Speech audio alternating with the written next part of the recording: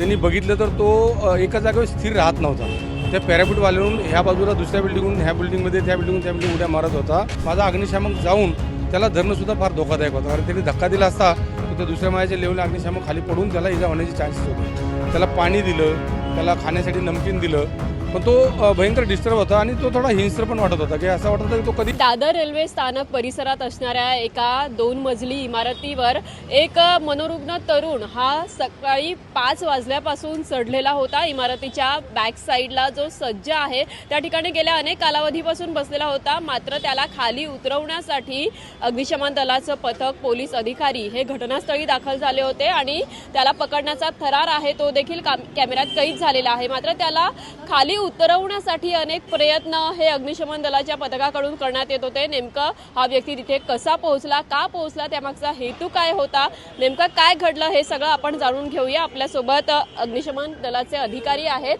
कर्मचारी आहेत, त्यांच्याकडून जाणून घेऊया। सर, पहाटे 5 वाजल्यापासून हा थरार सुरू असल्याची माहिती होती, नेमकं काय घडलं होतं, तुम्हाला फोन आला होता, काय परिस्थिती होती, काय सांगणार? रहिवाशांनी 8च्या दरम्यान अग्निशमन दलाला कॉल करून सांगितलं की असा एक मनुष्य पॅराशूट वालवर चढलेला आहे। त्याच्यानंतर आमची दादर अग्निशमन केंद्राची टीम ते दाखल झाली।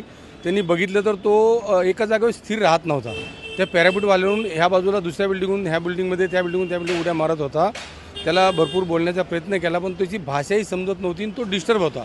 एक तर त्याच्या अंगामध्ये कपडे नव्हते आणि तो भयंकर डिस्टर्ब झाल्यामुळे त्याला चारी बाजूने आम्ही सिक्युअर करायचा प्रयत्न केला, पण बाहेरच्या बाजूने ग्रिल्स आणि पूर्ण हे लावल्यामुळे पापत्रे असल्यामुळे तिथं जाऊन त्याला पकडणं फार अवघड होतं आणि त्या पॅराशूटवाल्यावर माझा अग्निशामक जाऊन त्याला धरणंसुद्धा फार धोकादायक होतं, कारण त्यांनी धक्का दिला असता तर त्या दुसऱ्या माळ्याच्या लेवलला अग्निशामक खाली पडून त्याला इजा होण्याचे चान्सेस होते। म्हणून आम्ही सीडी लावून खाली त्याला जम्पिंग सीट लावलं, एक बाजूने नेट लावली, त्याच्याशी वार्तालाप चालू ठेवला, सिव्हिल ड्रेसवर त्याला बोलून त्याला कन्व्हिन्स करायचा प्रयत्न केला, त्याला पाणी दिलं, त्याला खाण्यासाठी नमकीन दिलं, पण तो भयंकर डिस्टर्ब होता आणि तो थोडा हिंस्र पण वाटत होता की असं वाटत होतं की तो कधी अंगावर येईन आणि धक्का मारेन। त्यामुळे आम्हाला त्याला चारी बाजूनी सिक्युअर करावं लागलं। पहिलं सिक्युअर करून त्याला आम्ही बाजूची गॅलरीचं आम्हाला एक लॉक होतं ते ओपन करायला भेटलं। तिथून आमचा एक अधिकारी अग्निशामकाने त्याच्याशी वार्ता केली, त्यांनी हात दिला, मग त्याला आम्ही त्या पद्धतीने पकडून त्याला आम्ही चारी बाजून सिक्युअर करून गॅलरीतून वरती काढला। सध्या तो थोडासा मानसिक रुग्ण वाटतोय, पण आता पोलिसांच्या ताब्यात दिलेला आहे। पुढील तपास करता कुठून आला आहे, काय आला आहे, कशासाठी आला होता, त्याचा उद्देश काय होता, तर पोलीस त्याची तपास करून त्याला हॉस्पिटलला पाठवून त्याची पुढं नातेवाईक कोणी भेटतात का त्याच्या ताब्यात त्याला पुढं कारवाई करून देण्यात येईल। साधारण या व्यक्तीचं वय किती होतं, किंवा जेव्हा तुम्ही चर्चा करत होते, संवाद साधत होते, त्यावेळेस तो नेमका काय बोलत होता हे कळू शकेल? 25 वर्षाचा तरुण वाटतोय तो, पण तो भाषा हिंदीमध्ये तोडकी मोडकी हिंदी बोलत होता। साऊथचा असाय पाहिजे, कारण त्याला मराठी समजत नव्हती, हिंदी पण तो अशी तोडकी मुडकी बोलत होता, त्यामुळे तो साऊथचा असावा असा एक अंदाज आहे।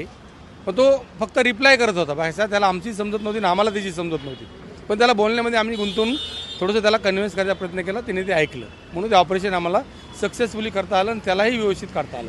कुठलीही इजा न होता त्याला आम्ही सक्सेसफुली सुखरूप बाहेर काढून पोलिसांच्या ताब्यात दिलेलं आहे।